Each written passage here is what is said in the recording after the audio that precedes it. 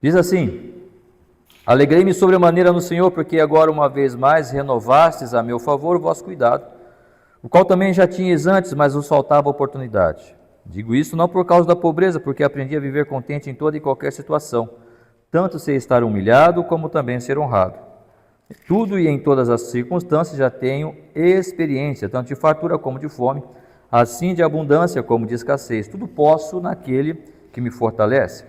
Todavia fizestes bem, associando-vos na minha tribulação, e sabeis também vós, ó Filipenses, que no início do Evangelho, quando parti da Macedônia, nenhuma igreja se associou comigo no tocante a dar e receber, senão unicamente vós outros.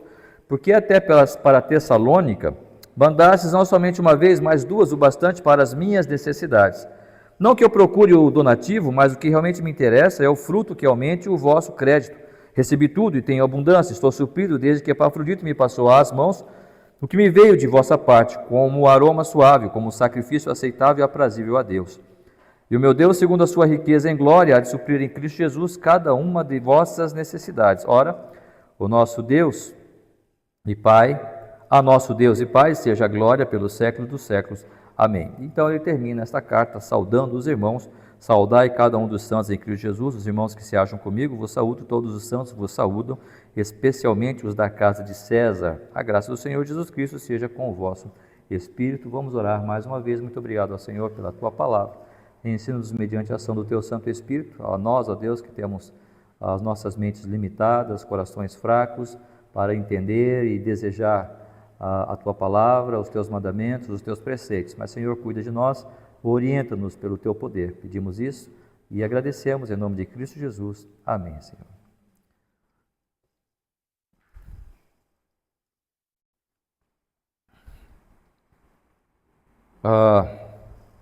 Estamos terminando as meditações nesta carta de Paulo aos Filipenses. Espero que hoje vai ser o último dia que nós vamos estar falando sobre ela, né? É claro que tem muitas coisas, a gente poderia talvez ter se aprofundado mais, mas acho que valeu o tempo que ficamos aqui meditando na história, no início da igreja, as pessoas que, né, os primeiros convertidos, Lídio, o carcereiro, enfim, todas essas pessoas, os problemas que a igreja tinha, mas também a maneira como Paulo orienta eles e os louva, né, pelo trabalho deles. E espero que isto sirva para nós, não apenas como fatos históricos, que isso sirva para nós não apenas para uma questão de conhecimento teórico ou histórico bíblico, mas que sirva sim como uma orientação para as nossas vidas. Versículo 4, capítulo 4, que creio, nós já sabemos de cor, vai dizer-nos: alegrai-vos sempre no Senhor. Outra vez digo, alegrai-vos. Sabemos que o início ali, a chegada de Paulo ali em Filipos, não foi algo fácil. Sabemos de todas as lutas, todas as investidas de Satanás contra aqueles irmãos, aqueles missionários que estavam ali separados para aquela obra, para aquele ministério, mas mesmo assim o Senhor foi vitorioso. O Senhor deu graça àqueles homens para que levassem a bom termo aquele trabalho que eles estavam realizando. Desta forma, nós podemos olhar para as nossas vidas, irmãos, e podemos também pensar em todas as dificuldades que nós temos. Podemos pensar nos planos, assim como Paulo tinha os seus planos de ir para um lugar e depois o Senhor, não, para lá não, eu quero que você vá para lá. Eu quero que, Paulo teve aquela visão à noite, passa a Macedônia e ajuda-nos. Paulo não tinha o objetivo, o propósito, não estava nos planos traçados de Paulo ir para a Macedônia, para Filipos, especificamente depois para Tessalônica, como segue aquela viagem missionária. Mas sabemos que ali o Senhor estabeleceu o seu plano e ali o Senhor realmente foi frutífero naquilo que ele se propôs em fazer. Levar Paulo, aqueles homens, Paulo, Silas, Timóteo, para aquelas cidades e realizar aquele ministério. Na nossa vida, irmãos, muitas vezes vamos olhar para nós e talvez nós não vamos entender. Eu estou falando aqui de coisas que parece que eu já vivi tudo isso e já sei como é que funciona. Não, é claro que tenho experiências na vida que eu posso falar sobre isso, que eu posso experienciar, eu posso ilustrar sobre isso, mas não, eu tenho muitas coisas também ainda para viver na minha vida, de coisas das quais eu vou me frustrar, mas lá no final, meus planos pessoais ou perspectivas que eu tenho com relação a mim, ou com relação à igreja, ou com outras pessoas, eu não sei, e eu posso me frustrar. mas lá no final eu sei que o Senhor será vitorioso. Não sou eu que terei que ser vitorioso nos meus planos, mas o desejo aqui é que a nossa alegria esteja na vitória de Cristo, no sucesso dele, na prosperidade do Evangelho. Estamos aí realizando o trabalho antes. O que vai ser? Como vai se dar? Temos usado isso como exemplo, porque é um programa que a igreja tem abraçado. E espero que cada um aqui esteja orando e participando de alguma forma nesse sentido. Mas, e se porventura não der certo? Não são os nossos planos, são os planos do Senhor. É o Senhor quem está fazendo. E se servir para que em 2 meses, 6 meses ou 1 ano que seja, aquelas crianças que estão chegando tenham esta proximidade com versículos bíblicos, com toda a tarefa que é promovida aqui, ótimo, Deus já realizou o seu trabalho. Talvez o irmão Sebastião nunca imaginou que ele poderia ser uma bênção, um vaso usado para que uma jovem viesse ao encontro de Cristo, mas isso acontece. Como ele falou há pouco mesmo, não é para a nossa glória, mas para a glória de Deus. Portanto, irmãos, independente da situação, nós precisamos estar entendendo que o Senhor continua conosco. E o versículo 4 do capítulo 4 deve estar sempre muito vivo em nossas mentes. Alegrai-vos sempre no Senhor. Outra vez digo, alegrai-vos. Nós não sabemos o que será daqui a 5 minutos, o que vai ser amanhã, o que vai ser daqui a 1 mês. Mas o fato é que a nossa alegria precisa permear todo o tempo a nossa vida. É fácil isso? Temos falado não é fácil. É uma luta espiritual antes de mais nada. Na semana passada, o irmão Arlon falou sobre a perseguição dos irmãos na Etiópia. É fácil falar sobre alegria para aqueles irmãos, para aquelas igrejas que estão sendo perseguidas? Claro que não é fácil. Talvez estão fora da sua casa, talvez mortos, talvez açoitados, envergonhados. É fácil falar, mas não é fácil viver o que eles estão vivendo e ainda assim estarem alegres e contentes. Mas esta é a luta. Este é o desafio da carta de Paulo aos Filipenses. Não são somente relatos históricos, como temos falado, para nós enchermos o nosso cabedal de conhecimento bíblico. Estamos falando de transformação de vida. E olhar para essas palavras do apóstolo Paulo e trazer para nós estas orientações e transformar, pelo poder de Deus, na pessoa do Espírito Santo, em prática real. Falamos então na semana passada, irmãos, que Paulo se alegra, ele vai começar ali, alegrei-me sobremaneira, por quê? Porque aqueles irmãos ofertaram, porque os irmãos ajudaram financeiramente. Então, eu faço novamente a pergunta, como você está cuidando da sua vida financeira? Como tem sido o seu cuidado, o seu zelo com relação à vida financeira no que diz respeito à sua participação na obra do Senhor? O quanto você tem separado, como você tem organizado isso para que você possa também participar? Nós falamos isso na semana passada, né? Mas para que você possa participar efetivamente da obra do Senhor, né? E Paulo se alegrava não pelo dinheiro que ele recebeu, mas falamos que Paulo se alegrou pela disposição, pela iniciativa que aqueles irmãos tiveram de cooperar para o sustento do trabalho. Depois, nós falamos também sobre a alegria de se integrar na obra. Eu até citei um exemplo que Paul Washer trouxe, né, na sua mensagem a respeito daquela rosa, né? Aquela flor que nasce na floresta, ninguém viu, simplesmente ela cresceu ali, desabrochou aquela flor e ninguém viu. Ninguém sentiu o seu perfume, ninguém viu a sua beleza, ninguém retirou aquela flor para fazer um vaso, um buquê, ou para presentear. Não, ninguém fez isso, mas ela cresceu, embelezou o local, aquele lugar, e depois ela simplesmente morreu. Pelo tempo, ela morreu, se foi. Por que Deus permite que isso aconteça? Porque Deus é glorificado naquela flor, mesmo que ninguém tenha visto. Mesmo que ninguém tenha sentido o seu perfume, mesmo que ninguém tenha acolhido para presentear alguém. Ninguém talvez nunca soube da existência daquela flor, mas Deus foi glorificado. Por que eu citei isso, né? Eu acho que eu terminei mais ou menos com esta ideia. Porque Deus é glorificado no nosso trabalho, mesmo quando ninguém vê, mesmo que quando ninguém aplaude.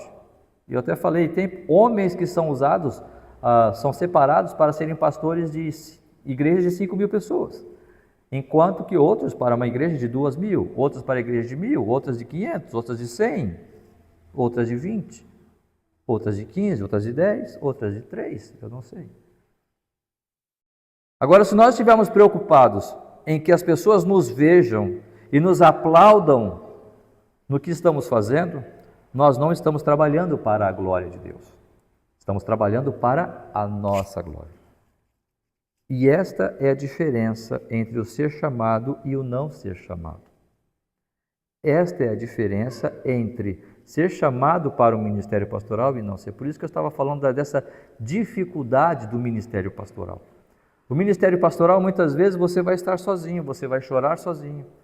Porque é imprescindível que o pastor esteja sempre pronto para, quando alguém necessitar, estar aconselhando, ser uma mão amiga, ser um braço que está falando, trazendo uma palavra, né?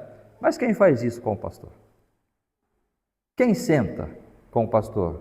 Quem ora? Talvez você possa estar orando, né?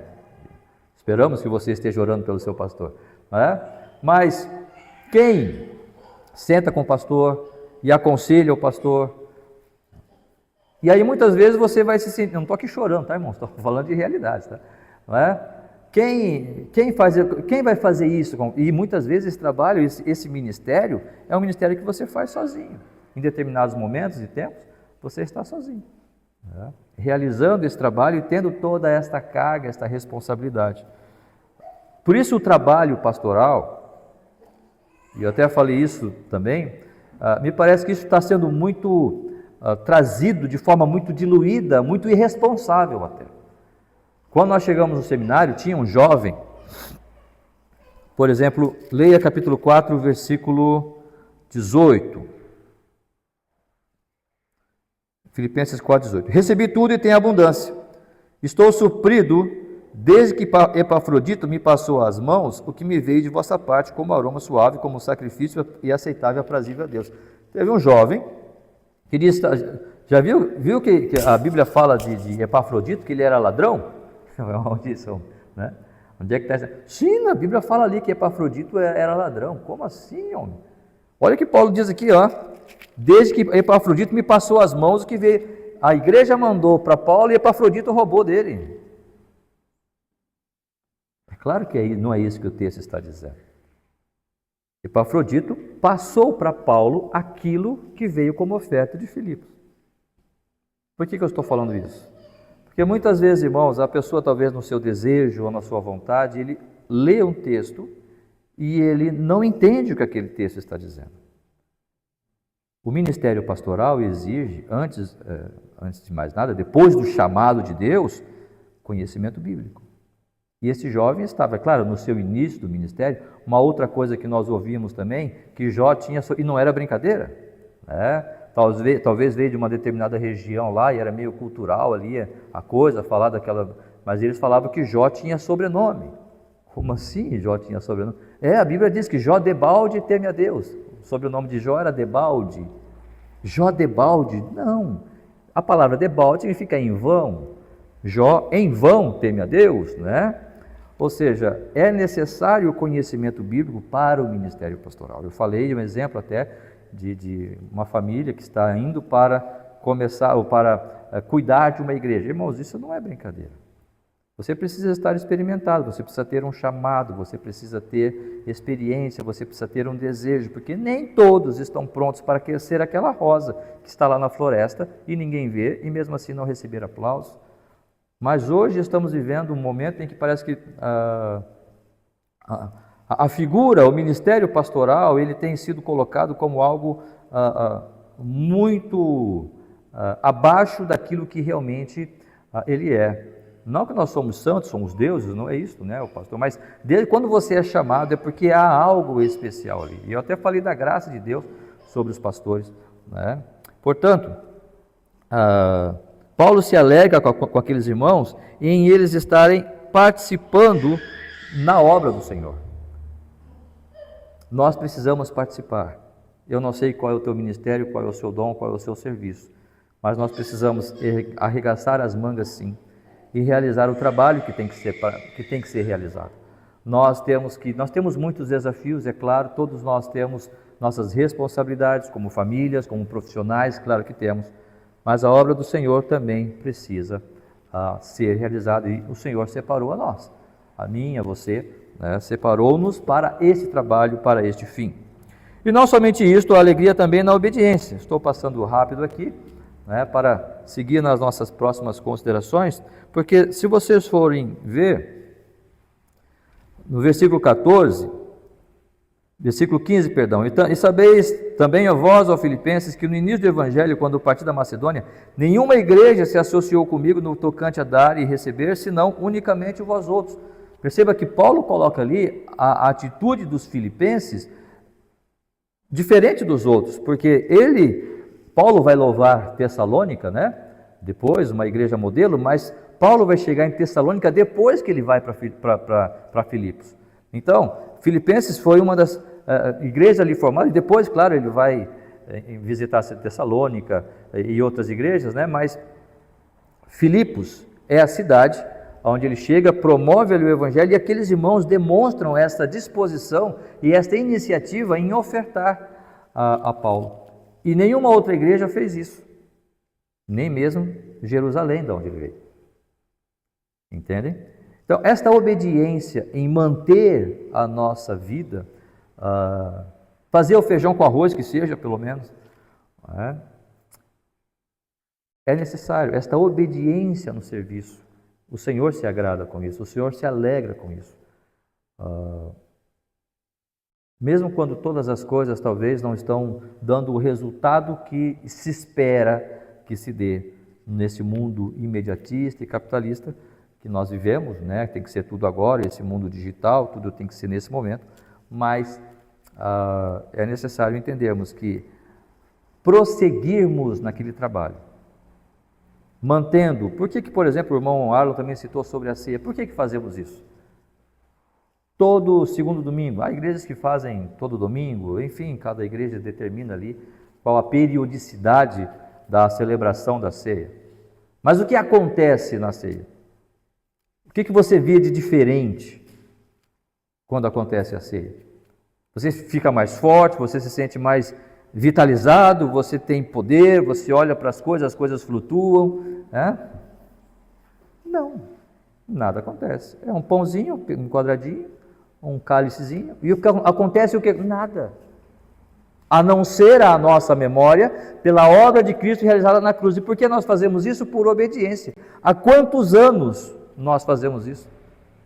Desde que você se converteu. Eu me converti com 17 anos. Se eu contar a minha conversão, né? Mas se eu contar a minha vivência na igreja, vai até os 11 anos. Todo mês, ceia do Senhor. Talvez falhou um momento ou outro, né? Uma situação de mudança, tal, mas todo mês, ceia do Senhor. Todo mês, já desde os meus 14 anos. E mudou o quê? Mas por que eu faço isso? Por obediência. Fazemos isso porque entendemos que o Senhor estabeleceu essa ordenança. E eu vou continuar fazendo até enquanto o momento em que Deus me permitir estar aqui nessa terra. Todo mês vamos celebrar a ceia, pelo menos todo mês. Né? E por que fazemos isso? Por obediência. E Deus se alegra na obediência dos seus filhos. Portanto, irmãos, eu estou olhando aqui esta alegria de Paulo na perspectiva da igreja. Paulo olhando para a igreja e a igreja se alegrando em participar, contribuindo financeiramente na obra, contribuindo com a mão na massa, assim como Epafrodito saiu, foi lá para ajudar Paulo. Não foi só para levar as ofertas, mas também foi para ajudar, para ser um companheiro, para ser um parceiro juntamente com Paulo ali, juntamente com ele. E se alegrando na obediência, mantendo o trabalho constantemente, mesmo nas lutas e dificuldades. Mesmo muitas vezes naquela coisa singela, naquela coisa simples, né? Mas mantendo o trabalho até que o Senhor volte. A igreja alegre faz isso, uma igreja feliz ela realiza isso. Mas agora eu quero olhar esse texto na perspectiva do apóstolo Paulo. Ele se alegrando. Uma coisa é a igreja alegre por fazer o que fez, contribuindo com Paulo tanto financeiramente quanto na obra e também na obediência, mas eu quero ver agora também, na perspectiva de Paulo, a sua alegria. E percebam que Paulo vai dizer o seguinte, versículo 11: digo isso não por causa da pobreza, porque aprendi a viver contente em toda e qualquer situação. E pegar o exemplo de Paulo também e trazer para as nossas vidas, estarmos contentes em toda e qualquer situação. Olha que desafio que temos. Olha que desafio que esta carta pequena, 4 capítulos apenas, uma carta que podemos dizer assim, não tem os mesmos termos que Romanos, capítulo 8, por exemplo, tem, ali, né, toda a teologia, toda a profundidade teológica que Paulo traz ali em Romanos, ou de Efésios, ou talvez o autor de Hebreus. Não tem essa mesma profundidade, vamos assim dizer. Mas quão importante é para nós aprendermos a viver esta felicidade, esta alegria em Cristo, constantemente, em toda e qualquer situação. Há desafio maior para nós hoje do que esse. Temos falado, por exemplo, sobre a ansiedade que tem assolado as almas e as mentes da sociedade nos dias de hoje. A coisa mais importante do que você ter ali um problema financeiro, ter um problema emocional, ter um problema físico e mesmo assim você permanecer contente e alegre no Senhor. Há desafio maior do que esse, há vitória maior do que essa. E com esse testemunho, irmãos, com certeza pessoas vão ver o exemplo de Cristo em nós, vão ver a transformação que Cristo realizou em nossas vidas. E o Senhor pode usar isso para ganhar almas. E se não ganhar, que o Senhor seja glorificado. Que eu seja aquela rosa que nem vai ver, que ninguém vai ver, que ninguém vai notar. Que o Senhor seja glorificado. Mas que seja glorificado através das minhas ações, do trabalho dele realizado em minha vida, para o louvor dele mesmo. Portanto, viver contente em toda e qualquer situação. E no versículo 12, Paulo vai colocar ali algumas coisas, ali vai dividir, pelo menos eu penso, em 3 áreas. Versículo 12: tanto sei estar humilhado, como também ser honrado. De tudo e em todas as circunstâncias já tenho experiência, tanto de fartura como de fome. Assim, de abundância como de escassez, tudo posso naquele que me fortalece. Percebam, Paulo vai colocar aqui no versículo 12, o fato de estar contente em toda e qualquer situação. Eu vejo aqui três áreas: humilhação e honra. Situações no que diz respeito às questões morais. Minha vida, minha honra pode estar sendo afligida, pode estar sendo afetada, eu fui humilhado. Então, a questão moral, eu enquanto pessoa, enquanto ser humano. As situações na questão física mesmo, tenho experiência tanto de fartura como de fome, ou seja, sentir fome, você sentir a necessidade de comer um pão e não ter o pão para comer, efetivamente falando. Você ter necessidade de tomar uma água e você não ter a água. Você ter necessidade de proteína, precisar de uma carne e você não ter a carne. Você não tem o dinheiro para comprar, adquirir aquela proteína, ou para você, ou para seus filhos, para a sua família. Questão física. Ou na área da realização pessoal. Assim de abundância como de escassez. Podemos ter muito, ou podemos ter momentos que não temos nada. Então, Paulo vai falar no que diz respeito à primeira área, no que diz respeito a questões morais, questões pessoais, particulares, tanto sei estar humilhado, como também ser honrado. Paulo foi humilhado, e eu acho que talvez o momento crucial da vida de Paulo, se fosse eu, vejo ali as manifestações dele, as palavras dele, e se fosse eu ficaria muito, realmente, me sentiria muito abatido com isto, e eu vejo isso lá em 2 Coríntios 12, 11. Segundo aos Coríntios 12, 11.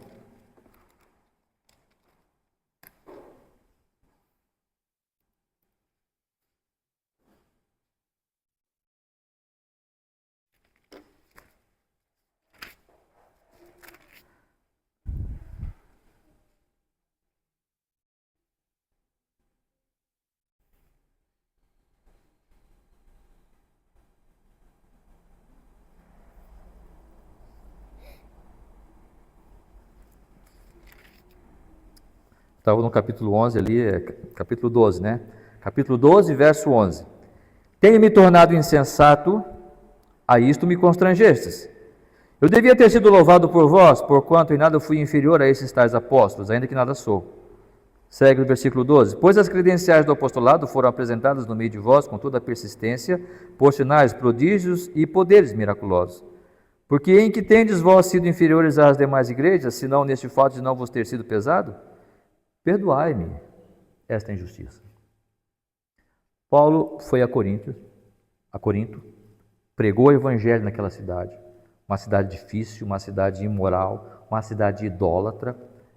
Pessoas se converteram, conheceram o evangelho, tanto é que ele vai dizer: tais foste alguns de vós, mas vós vos lavastes, mas vós vos regenerastes, não é? Então agora eles são novas criaturas em Cristo Jesus. Mas chegou alguns camaradas lá na igreja e começaram a dizer: olha, Paulo não é nem apóstolo não, tá? Paulo é um vivaldino aí que está querendo usar vocês para se dar bem. Nós somos verdadeiros apóstolos. E eles começaram a se infiltrar na igreja e queriam afastar ou jogar Paulo para escanteio. E aí Paulo então escreve esta carta. Eu posso imaginar a tristeza de Paulo por ter amado aquela igreja, por ter se esforçado por aqueles irmãos, por aquelas famílias. Não somente o pecado que eles manifestam em 1 Coríntios, não é? Capítulo 1, 2, 5 ali. Claro que isso trouxe tristeza para Paulo, mas quando aqueles irmãos, depois de todo o cuidado de Paulo, aqueles irmãos desprezam Paulo. E Paulo então vai dizer: tenho me tornado insensato, versículo 11. Vocês me constrangeram isso, vocês me levaram a isso. Versículo 11 ainda, né? Em nada fui inferior a esses tais apóstolos. E no versículo 12, então, ele começa a mostrar que as credenciais de apóstolo foram mostradas na sua vida e no seu ministério, através de prodígios, almas se convertendo. Vocês são fruto do meu trabalho. Se vocês se converteram, ó Coríntios, se vocês estão servindo ao Senhor, é porque eu fui até aí. E eu nunca pedi nada de vocês. Olha o que vai dizer no versículo 13. Porque em que tendes vós sido inferiores às demais igrejas? Em tudo que as igrejas, que eu fiz nas outras igrejas, eu fiz com vocês também. A única coisa que e aqui Paulo está sendo irônico, né? A única coisa que eu não pedi é que eu fosse pesado. Vocês nunca me ajudaram em nada financeiramente. E aí Paulo vai ser irônico. Perdoai-me esta injustiça. Esta é uma ironia de Paulo. Me perdoem por eu não ter cobrado, então, de vocês um sustento. Porque as outras igrejas me sustentaram, mas vocês não o fizeram. Isso aqui demonstra, irmãos, que Paulo está realmente indignado com aquela igreja. Ele está indignado com a atitude deles, não pelo pecado. Pecadores somos todos. Mas pelo orgulho deles de chegar a tal ponto de eles rejeitarem aquele irmão usado por Deus para aquela obra. Eu posso imaginar que Paulo, mesmo assim, pôde escrever com tudo isso uma carta aos Filipenses: alegrai-vos sempre no Senhor. Outra vez digo, alegrai-vos. Nós podemos ser humilhados. Você vai ser humilhado em algum momento da sua vida. Eu serei humilhado em algum momento da minha vida. Minha família será humilhada em algum momento da nossa vida. Esta não é a questão, se vamos ser ou não vamos ser. Estou trabalhando para não ser, pode trabalhar o quanto você quiser. Você um dia será humilhado. Um dia você passará por essa provação. Por quê? Porque é importante. Porque a palavra do Senhor nos ensina a estarmos sempre contentes no Senhor. Alegrai-vos sempre, mesmo em momentos de humilhação. É importante que nós estejamos preparando o nosso coração para isso, porque isto vai acontecer. Cristo passou por isso. Não foi? O próprio Paulo em Filipenses capítulo 2, versículo 8, não mostra ali a humilhação que Cristo sofreu, em primeiro lugar tendo, podemos assim dizer, saído da sua glória celestial, vindo até a terra, se feito homem, se feito servo e morrendo por nós, morrendo em morte de cruz. Cristo não passou por isso? E em todo o seu ministério, mesmo ele tendo realizado tantas benfeitorias, tantos milagres favoráveis aos homens, mesmo assim eles o crucificaram. Não foi assim com Cristo? Também será assim conosco. Desta forma, irmãos, nós precisamos entender e compreender que nós precisamos estar preparados para este momento onde a nossa moral será afetada, a nossa honra será afetada. E Paulo vai dizer, tanto sei estar humilhado. Eu sei o que é humilhação, mas mesmo assim eu aprendi a estar contente nessa situação. Agora, é fácil talvez falarmos sobre humilhação, mas e honra? Quando nós somos honrados, quando nós somos aplaudidos, quando nós somos louvados, quando é reconhecido o nosso trabalho, quando aquilo que você fez para o Senhor, ou no seu trabalho secular, quando te aplaudem, como você reage? É necessário não só estar preparados para a humilhação, mas também é importante que nós estejamos preparados para a honra, para que nós não nos ensoberbeçamos, para que nós não pensemos que somos melhores do que outros ou somos mais espirituais do que outros, porque Deus nos fez aquilo, Deus realizou aquela obra através de nós. Eu posso imaginar um momento em que Paulo foi honrado. Em Atos 13, ali no capítulo 1, diz que na igreja eles estavam servindo, havia na igreja ali, Atos capítulo 13, verso 1, na igreja em Antioquia, profetas e mestres, Barnabé, Simeão, por sobrenome diz, Lúcio de Cirene, Manaém, Colás de Herodes, Tetraque, e também Saulo. E servindo eles ao Senhor e jejuando, disse o Espírito Santo, separai-me agora Barnabé e Saulo para a obra que os tenho chamado. E olha a honra, irmãos. Dentre tantos homens, Barnabé e Saulo, mais especificamente estamos falando de Paulo, né? Especificamente, Paulo foi separado para uma obra. Imagine o Espírito Santo vindo aqui agora. Olha, separa ali o Jade para mim, para a obra que eu tenho preparado. E a igreja toda dizendo, o Jade, né? Aí o pastor, não, mas eu que queria ir, porque eu sou o pastor, né? Mas por que o Jade, né? Porque eu sou, né? Eu fiz seminário, né? Eu quero o Jade. Mas o Jade nem quer. Não, eu quero ele, eu vou fazer ele querer. A questão não é se ele quer ou não, eu vou fazer ele querer. Imagine a honra de você ser chamado por Deus para uma obra e a igreja entender isto, que você está sendo chamado, isso está claro, não é uma coisa do coração de Paulo, não foi Paulo que sonhou, imaginou, irmão, estou com um projeto da hora aí, entendeu? Não, o Espírito Santo foi lá, isso ficou claro para a igreja. Que honra! Você já se deparou com situações em que você foi honrado, você foi louvado, você foi ovacionado? Como você reagiu? Como eu reagi? Precisamos estar felizes em Cristo ainda assim, porque esta honra não pertence a mim. Quantas vezes eu já trouxe mensagens assim, né? Mas tem vezes que trouxe mensagens boas e os irmãos, pastor, muito boa a sua mensagem. Amém. É preciso manter a postura para dizer, obrigado, irmãos, que Deus seja louvado. E se isso estiver saindo só da boca para fora? Que seja. Senhor, trabalha no meu coração, para que isso não seja só da boca para fora.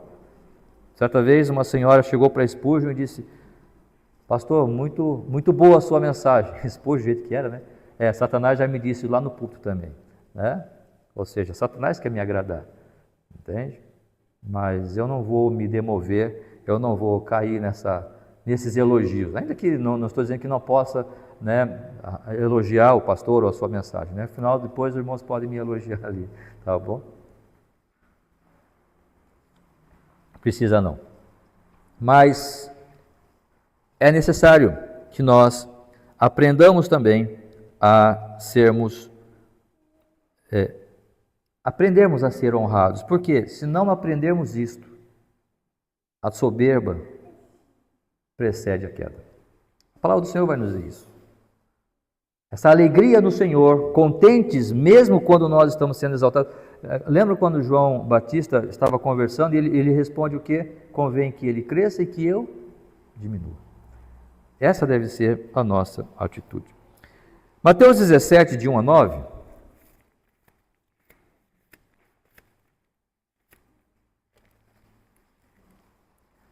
Teve um momento em que Cristo também foi honrado aqui.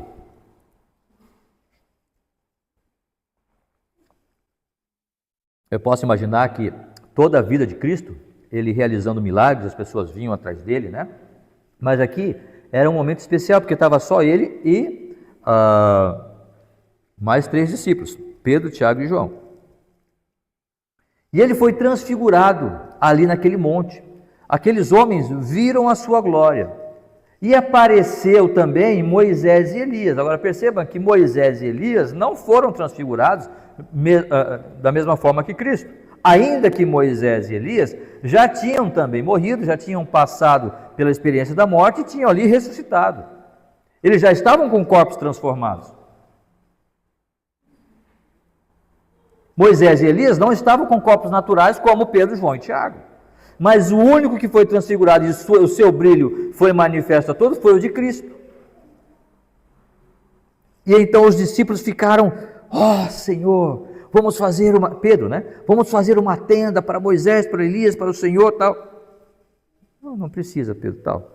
Versículo 5, falava ele ainda quando uma nuvem luminosa o envolveu, e eis vindo a nuvem, uma voz dizia, este é meu filho amado, em quem me comprazo. Olha, Deus mesmo falando a respeito de Cristo Jesus, para dar a eles a certeza de que Cristo era sim Filho de Deus.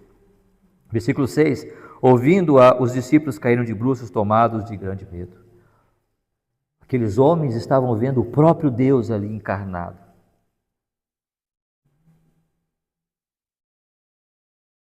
Agora, preste atenção no versículo 9. E descendo eles do monte, ordenou-lhe Jesus, a ninguém conteis a visão, até que o Filho do Homem ressuscite dentre os mortos. Se fosse hoje, se fosse eu, bota no Instagram aí. Bota nas mídias sociais aí, né? Olha, eu fui transfigurado, eu resplandeci. Olha, você gravou o áudio, né, de Deus falando. Né? Jesus disse, não faz isso. Agora não é o momento. Agora não é o momento. Cristo tinha a consciência do seu trabalho como Messias, como Filho de Deus, como Salvador do mundo, mas tudo tem o seu tempo. Eu preciso aprender isso, nós como seres humanos precisamos aprender esta realidade, né, do nosso coração, que ele é enganoso, e nós podemos amar mais a soberba do que exatamente aprendermos a ser honrados, né? A lidar com a honra.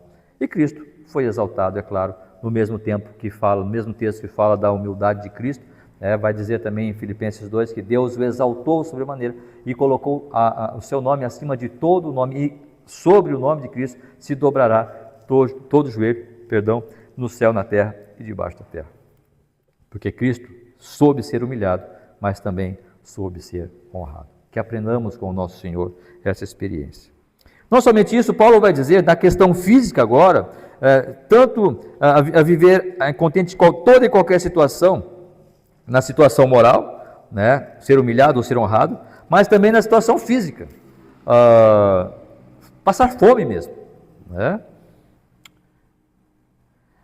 Paulo vai falar das suas experiências com relação à fome, segundo aos Coríntios 11, 27,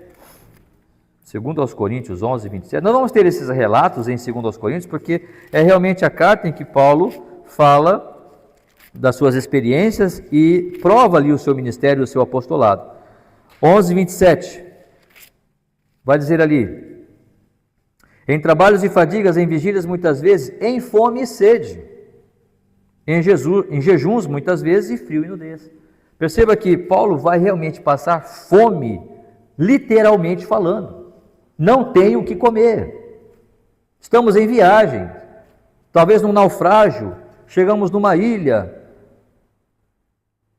chegamos numa cidade, fomos apedrejados, fomos escorraçados da cidade, fomos enxotados da cidade. Não tem para onde ir, não tem uma árvore que tenha um fruto, não temos dinheiro. Passaram fome e sede, literalmente falando. Eu me lembro daquela situação em 13 de outubro de 19... Me lembro da situação, né? Eu tinha 5 meses quando aconteceu, mas a história, né? Eu lembro da história daquele avião que levava aqueles atletas, jogadores de rugby do Chile, e caíram ali nos Andes. Foi em 13 de outubro de 1972, eu tinha 5 meses apenas de idade, e apenas 16 pessoas sobreviveram. E como eles sobreviveram? Eles foram em outubro, novembro, dezembro, 2 meses, né, que eles ficaram ali, naquele gelo ali. Como é que eles sobreviveram? Como é que eles mataram a fome? Comendo a carne daqueles que estavam mortos. Você já imaginou a fome chegar a tal ponto que você precisa olhar o seu companheiro, né, o seu companheiro de viagem ali, você tirar um pedaço ali da carne, do corpo e comer? E cru, né, porque não tinha como fazer fogo, né? Você já imaginou essa fome? Isso é físico, isso não é literal, isso é real, é físico, é concreto o negócio. Imagine isso. E Paulo viveu esta fome por causa do ministério, do evangelho, do seu trabalho de promulgar o evangelho de Cristo Jesus. Agora, como você pode estar contente nessa situação? Muitas pessoas naquele voo, há filmes, né, que falam sobre essa história, que eles resistiram no primeiro momento de usar desse expediente para se alimentar, para não morrer de fome. Porque ninguém vai sustentar 2 meses sem comer, né? Mas eles o fizeram. Certo ou errado, não é essa a discussão. Eu estou dizendo que a fome leva a coisas impensáveis. Leva-nos a fazer coisas que nós nunca imaginamos que poderíamos fazer. Mas esta fome, quando começa a doer no estômago realmente, você começa a pensar, agora, como ter alegria nessa situação? Como estar feliz em Cristo nessa situação? Porque nós podemos pensar que Cristo vai suprir a nossa necessidade de alimento. Tá? E Ele vai suprir. Mas se acontecer momentos como aconteceu com Paulo, de fome, ou como aconteceu com o próprio Senhor Jesus Cristo, que voluntariamente Ele fez aquele jejum de 40 dias. Passou fome. Mas mesmo assim Ele glorificou a Deus. Mesmo, não só o jejum, mas a tentação, além do jejum, além da fome que ele estava sentindo, veio também a tentação de Satanás contra ele. É necessário aprendermos a viver nessa situação. Eu não sei o que eu faria, eu já falei para os irmãos, quando chega 1h da tarde, 1h30, eu começo a ficar nervoso. Se eu não comer, eu começo a ficar um pouco aborrecido. Eu preciso comer. Não preciso comer muito, mas eu preciso me alimentar. Eu não sei, começa a dar umas reações químicas e sou eu. Como eu vou aprender a viver feliz numa situação dessa? A responder a uma situação, a ter que tomar uma decisão muitas vezes difícil. Uma vez eu fui com um irmão lá no Rio de Janeiro, ele estava com um problema no carro dele, fomos no Detran, estava todo enrolado, enfim, ele perdeu o carro, né? E ele estava ali correndo, mas já era 1h da tarde. Eu falei, rapaz, vamos embora logo. E aí ele falou, rapaz, pastor, o que está acontecendo? Eu falei, rapaz, estou com fome, né? Agora entendi porque o pastor estava meio nervoso aí. Você, estou com fome, né? O teu carro não vai dar certo, não vai resolver, isso aí já perdeu, né? E deixa o carro, vamos comer. Né? Aí paramos num restaurante e a gente comeu. Porque eu estava com fome, não estava feliz não. Estava bem chateado porque eu precisava me alimentar. Essa é a realidade física, real, mas precisamos estar acostumados com isso. Mas quando está sobejando comida? Quando está sobrando comida? Aí somos felizes. Em Cristo ou porque temos comida de sobra? Estamos felizes em Cristo ou estamos felizes porque temos bastante comida e podemos até mesmo esbanjar? Cristo nos ensinou que nós não podemos esbanjar comida. Lembra quando da multiplicação dos pães? Quantos cestos sobraram? 12? 12 cestos cheios, não é verdade? Lá em João 6,12, né? João capítulo 6, versículo 12.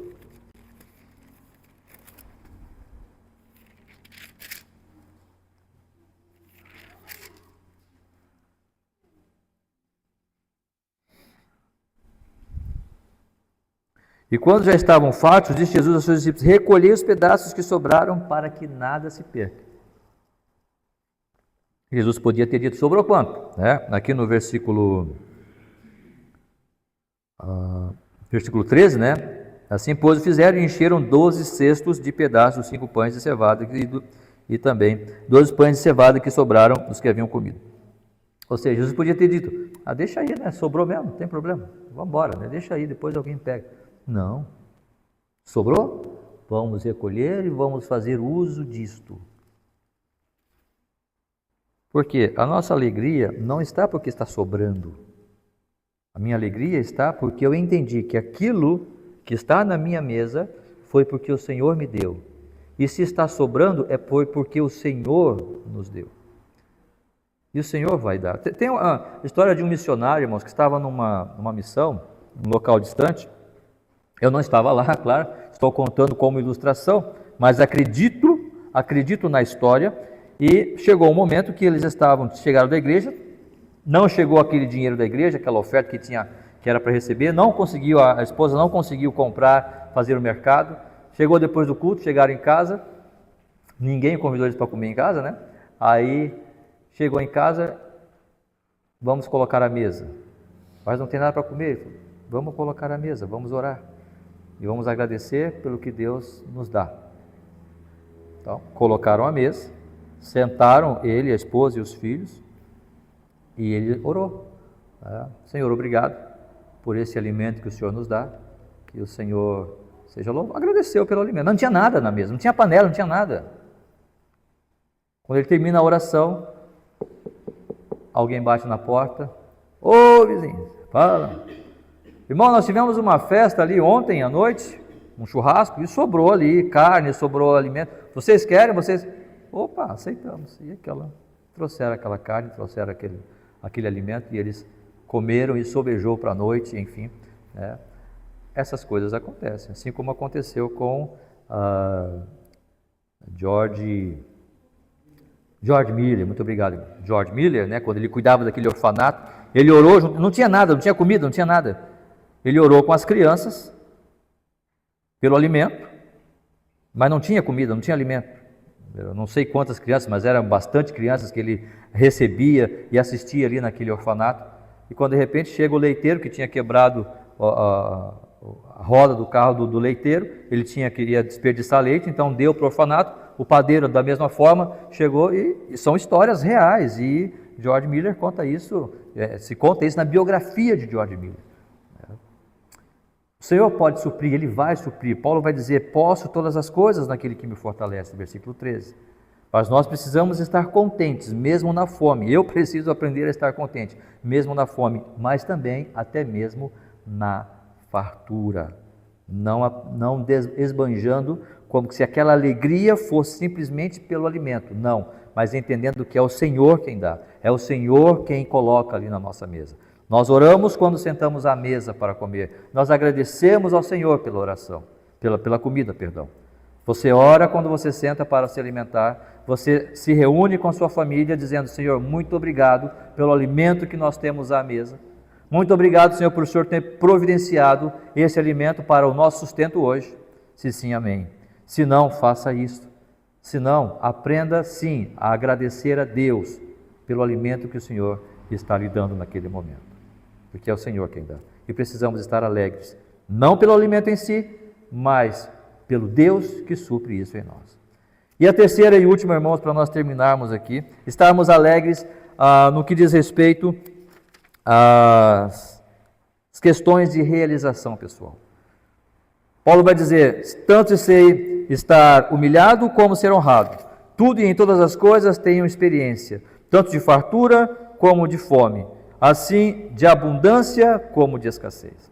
A abundância e a escassez não está dizendo especificamente sobre fome, mas é ter coisas. bens materiais, abundância e escassez. Paulo teve ali seus momentos de escassez, como nós já vimos, né, segundo aos Coríntios, capítulo 11, vai falar das suas viagens, das suas experiências e como que ele reagia a isso, né, todas as coisas que ele viveu. Agora, é claro que Paulo teve escassez. Paulo foi preso em Filipos, ele foi preso. Paulo foi preso em Cesareia. Paulo foi preso em Jerusalém. Paulo foi preso em Roma. O ministério de Paulo foi recheado de prisões. Agora, em todos esses momentos que ele foi preso, o que ele tinha? Nada, escassez. E mesmo assim ele estava ali adorando. Paulo e Silas estavam ali louvando, adorando a Deus. Em Filipos, por exemplo. Mesmo não tendo nada. Mesmo não tendo nem mesmo a sua liberdade. Mas ele estava feliz, louvando, adorando ao Senhor. O Senhor Jesus Cristo não é diferente. A sua história de um menino que nasceu numa família pobre, filho de um carpinteiro, que não tinham lá muitas condições, que com certeza cresceu, não é narrado para nós essa fase da vida de Cristo, mas ele cresceu com o seu pai, trabalhando ali, o filho do carpinteiro, e que cresceu juntamente uma família com os recursos limitados que tinha. Tá? Mas Cristo aprendeu essa realidade. Mas não só na escassez, estarmos contentes também na abundância. Cuidemos, irmãos. A palavra do Senhor vai nos exortar em 1 Timóteo 6, de 8 a 10. 1 Timóteo 6, de 8 a 10, o seguinte.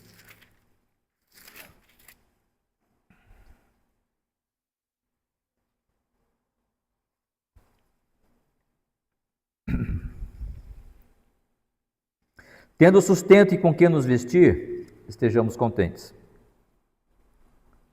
Ora, os que querem ficar ricos caem em tentações e cilada, e em muitas concupiscências insensatas e perniciosas, as quais afogam os homens na ruína e perdição. Porque o amor do dinheiro é a raiz de todos os males, e alguns nessa cobiça se desviaram da fé e a si mesmos se atormentaram com muitas dores.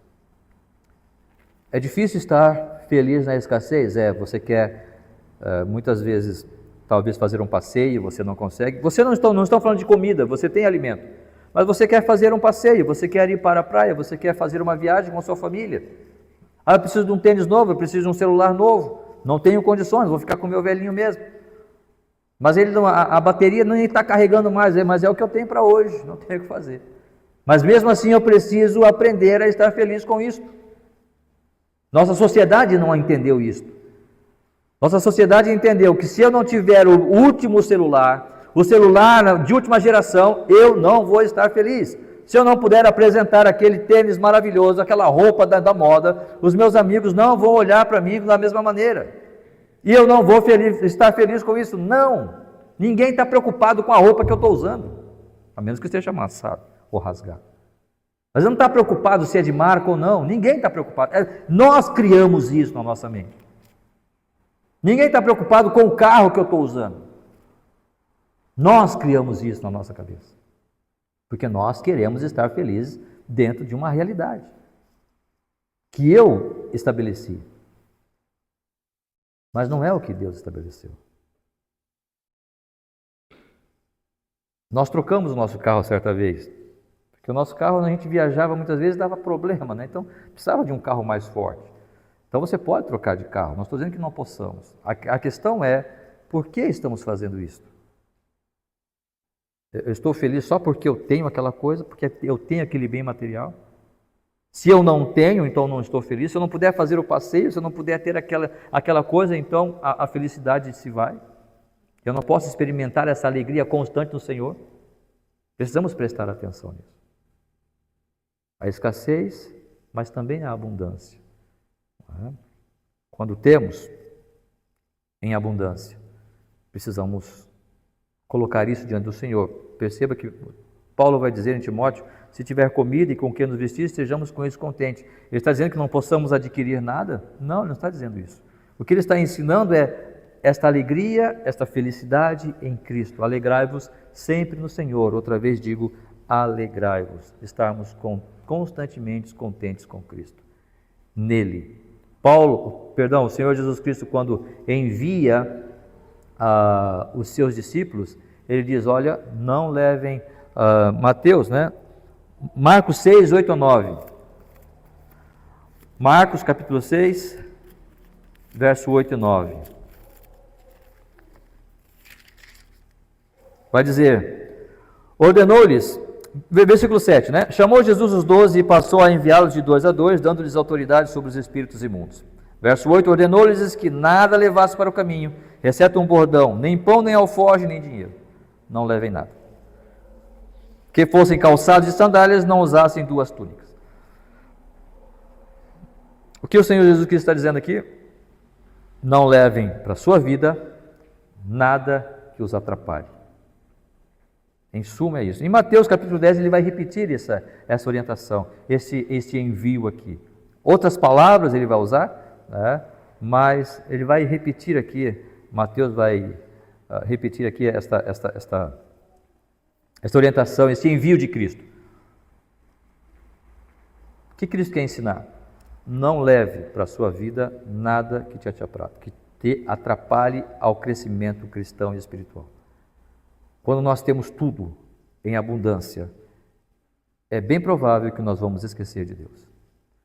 Vamos esquecer da sua providência. E vamos esquecer o que Paulo fala no versículo 13. Tudo posso naquele que me fortalece. Nós vamos aprender que eu posso todas as coisas, porque eu sou forte. Enquanto o Senhor Jesus quer nos ensinar o seguinte, tudo posso naquele que me fortalece. Jesus não está proibindo-nos de ter coisas. O Senhor Jesus Cristo quer nos ensinar a depender dele, mesmo tendo estas coisas. Mesmo tendo dinheiro, mesmo tendo um bom carro, mesmo tendo uma boa casa, mesmo tendo uma boa profissão, essa não é a questão. A questão é, eu estou feliz nele, eu estou contente nele, para louvá-lo, agradecê-lo, exaltar o seu nome, e ele vai dizer aqui no versículo 20, ora, a nosso Deus e Pai, seja a glória pelos séculos dos séculos. Amém. Estejamos contentes em toda e qualquer situação. Alegres, alegrai-vos sempre no Senhor. Outra vez digo, alegrai-vos. Por quê? Porque é para Ele a glória ao nosso Deus e Pai, pelos séculos dos séculos. Amém. Que o Senhor seja louvado em nossa vida. Vamos orar? Vamos ficar em pé, irmãos? Vamos orar. Muito obrigado a Deus pela Tua palavra, por esta carta tão especial que o Senhor escreve àqueles irmãos em Filipos, e o Senhor usa o Teu servo Paulo para escrevê-la, para narrar essas experiências para nós, e que nós possamos aprender, sim, Senhor, a estarmos contentes em todas as coisas. O Senhor tem a Tua graça, a Tua misericórdia, dando-nos muito mais do que o simples alimento, do que uma simples veste. O Senhor tem nos dado a nossa casa, tem nos dado saúde, tem nos dado alimento que sobeja em nossas mesas, bens materiais, ó Deus, que muitas vezes olhamos e nem precisamos, mas pedimos ao Senhor e rogamos que nos ensine, apesar de termos essas coisas, que sejamos em primeiro lugar gratos ao Senhor e aprendamos sim, ó Pai, a estarmos contentes, não por estas coisas, mas sim estarmos contentes, ó Senhor, porque temos a Cristo Jesus como Senhor das nossas vidas. Um dia fomos chamados por Ti, um dia foi abertos os nossos olhos para a verdade do Evangelho revelado na cruz do Calvário, e nós Te louvamos por isso, e pedimos a Deus que sempre esteja nos dando esta visão, este olhar para aquilo que o Senhor mesmo está realizando e quer realizar em nossas vidas. Abençoe a Tua igreja, para que cresçamos nesta consciência de estarmos sempre contentes, alegres, felizes e gratos em Cristo Jesus, Teu Filho. Muito obrigado, ó Pai, nós oramos, agradecemos e fazemos isto em nome de Cristo Jesus. Amém. Bom dia a todos, nós temos o nosso almoço logo mais, o nosso culto está encerrado.